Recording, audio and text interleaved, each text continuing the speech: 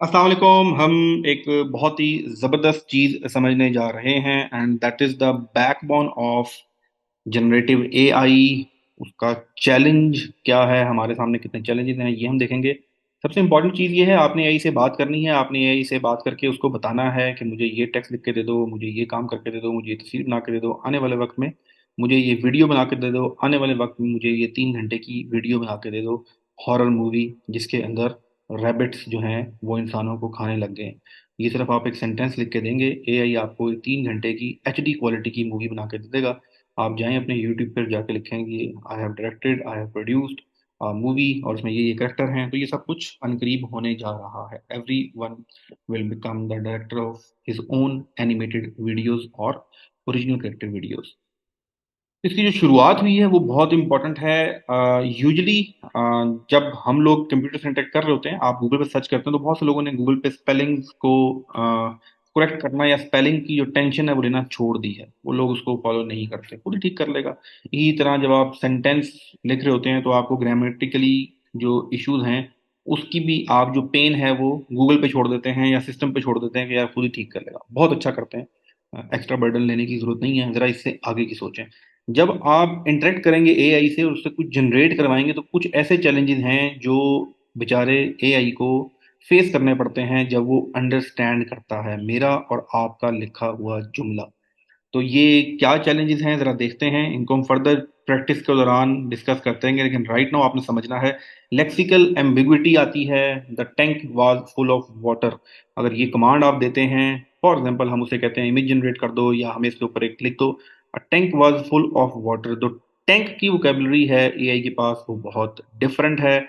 जब आपने tank was full of water लिखा तो यस, फुल ऑफ वाटर के आने के बाद मे बी उसके लिए आसानी हो जाए।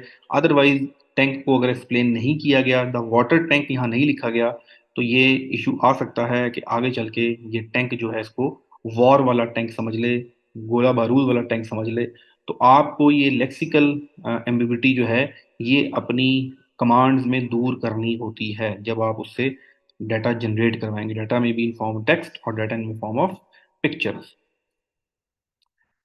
The second is syntactic ambiguity. Old men and women were take to safe place. अब old man and women were take to safe place, usually आपके दिमाग में पढ़ के यही आ रहा होगा कि ओल्ड मैन, ठीक है, बूढ़े आदमी और बूढ़ी औरतों को सेफ प्लेस पे ले जाया गया। बट सिंटैक्टिक एम्बिग्विटी ये कहती है कि सिस्टम सोचेगा कि यार ओल्ड मैन तो है, क्या वुमेन भी ओल्ड है या नहीं है। ये वो अंडरस्टैंडिंग आपने समझनी है मशीन से बात करते हुए, उसको कमांड देते हुए एआई, जनरेटिव एआई के वक्त, जिस वक्त आप चैट जीपीटी पे काम कर रहे हैं, क्लाउड पे काम कर रहे हैं, बार्ड पे काम कर रहे हैं। अब तो और भी बहुत से आ गए हैं। उसके बाद जब आप मिड जर्नी पे काम कर रहे हैं, फायरफ्लाई पे काम कर रहे हैं, ब्लू विलो पे काम कर रहे हैं, ट्रेस जर्नी पे काम कर रहे हैं, तो बहुत से टूल्स के साथ जब आप खेल रहे होते हैं तो आप कोई छोटी छोटी चीज़ें, आप एक पिक्चर जनरेट करना चाह रहे हैं जिसमें ओल्ड मैन एंड वुमेन जो है वो क्यू में खड़े हुए हैं, तो आप ये तजुर्बा कीजिएगा। अगर आप ओल्ड मैन एंड वुमेन लिख के जनरेट करें तो क्या रिजल्ट्स आते हैं, old man and old women लिख के जब आप जनरेट करेंगे इमेज या टेक्स्ट तो फिर क्या रिजल्ट्स आते हैं। The next one is semantic ambiguity. The car hit the cycle while it was moving. The car hit the cycle while it was moving. ये तो बात आपको समझ आ गई होगी कि गेम ग्रामर से और स्पेलिंग से ज़्यादा ऊपर की है। सो इंग्लिश लैंग्वेज, मैं अक्सर आपको कहता हूँ कि इंग्लिश लैंग्वेज इस वक्त जितना इम्पोर्टेंट हो गया आपके लिए इम्प्रूव करना, ये आज से पहले कभी भी नहीं था। इंग्लिश लैंग्वेज पे थोड़ा सा ध्यान दें, थोड़ा थोड़ा डेली के 2-3 मिनट दें तो आप बहुत ज़्यादा इंप्रूव कर जाएंगे। 5 मिनट एक्सट्रीम है, अगर आप डेली के 5 मिनट दे दें अपनी इंग्लिश इंप्रूव करने के लिए तो अगले एक साल में आपकी ज़िंदगी में क़यामत आ जाएगी इंग्लिश की। ठीक है, तो सिर्फ 5 मिनट डेली के। The car hit the cycle while it was moving. भाई car hit the cycle while it was moving, तो क्या चीज़ मूव कर रही थी, साइकिल मूव कर रही थी या कार मूव कर रही थी। आप पूरे कॉन्टेक्स्ट में बात कर रहे हो, रियल लाइफ में डिस्कशन कर रहे हो, किसी को कुछ स्टोरी सुना रहे हो, उसका पूरा कॉन्टेक्स्ट होता है, वहां पर तो ये चीज़ अंडरस्टैंड की जा सकती है। लेकिन सेमेंटिक एम्बिग्विटी ये कहती है एनएलयू की एआई के साथ जब आप काम कर रहे होते हैं कि भाई साहब मुझे बताओ कि क्या चीज़ मूव कर रही थी, तो फिर आपको कॉमे का इस्तेमाल करके या सेंटेंस को डिफरेंट तरह से क्रिएट करके बताया जाता है। मैं पिक्चर जनरेट करूंगा तो मैंने किसको हिट कराना है, कार हिट द साइकिल। अब कार और हिट साइकिल खड़ी हुई थी, या कार खड़ी हुई थी, क्या चीज़ मूव हो रही थी, किस तरह का इमेज चाहिए, किस तरह का टेक्स्ट चाहिए, तो ये चीज़ें भी आपको एक्सप्लेन करनी पड़ती हैं। The next is pragmatic ambiguity. The police is coming, the police is coming. आप मेरे घर आओ और मेरे घर में सारी चीज़ें जो हैं वो अलमारियों से निकली और इधर उधर पड़ी हुई हैं, और मैं आपको कहूँ द पुलिस इज कमिंग, तो आपको पता लग जाएगा पुलिस क्यों आ रही है। ठीक है। रियलिटी, रियल सिचुएशंस किस और तरह से बात हुई, मैं फोन करके आपको कहूँ कि पुलिस आ रही है, तो आपको शायद किसी हिस्ट्री से, बैक डाटा से समझ आ जाएगा कि पुलिस क्यों आ रही है। लेकिन जब आप मशीन के साथ, एआई के साथ कम्युनिकेट कर रहे होते हैं, तो ये प्रैग्मेटिक एम्बिग्विटी आती है, the police is running.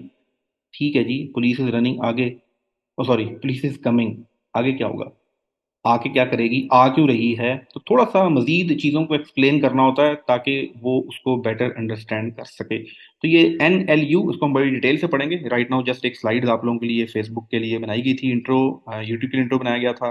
NLP model क्या होता है, ह्यूमन कैसे इंटरेक्ट करते हैं, फिर हम लोग कैसे मशीन से इंटरेक्ट करेंगे, किस मॉडल पे ये सारा बनाया गया है, NLU क्या है, NLG क्या है, इसमें ये चैलेंजेस क्या आते हैं, उसके बाद ये लैंग्वेज जनरेशन, कॉर्पस क्या होता है, ये सारे का सारा आप पढ़ेंगे जनरेटिव एआई के कोर्स में। टूल के ऊपर बैठ के सेंटेंस लिखने से आप प्रॉम्प्ट इंजीनियर नहीं बन जाएंगे। वो तो हर शख्स कर रहा है इस वक्त बैठा हुआ दुनिया में, वो कुछ भी लिखता है और उसको रिजल्ट्स मिल जाते हैं, वो इतने आउट परफॉर्मेंस रिजल्ट्स मिलते हैं कि बंदा कहता है मैंने क्या तीर मारा है। आपने कोई तीर नहीं मारा।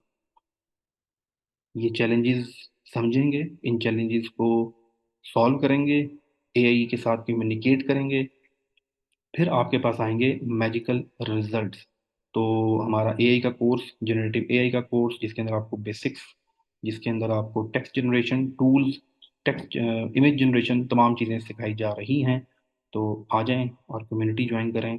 और मैं वैसे तो इंतहाई फारिग इंसान हूँ, काम करता नहीं हूँ। जब मैं करता हूँ तो मैं फिर डंके की चोट पे कहता हूँ, पाकिस्तान में मुझसे बेहतर आपको जनरेटिव एआई कोई नहीं सिखा सकता। कोई हुआ तो मुझे कमेंट्स में ज़रूर टैग कीजिएगा, बताइएगा कि आपको किसी ने जनरेटिव एआई में ऐसी चीज़ें पढ़ाने का बेड़ा उठाया है। Thank you so much.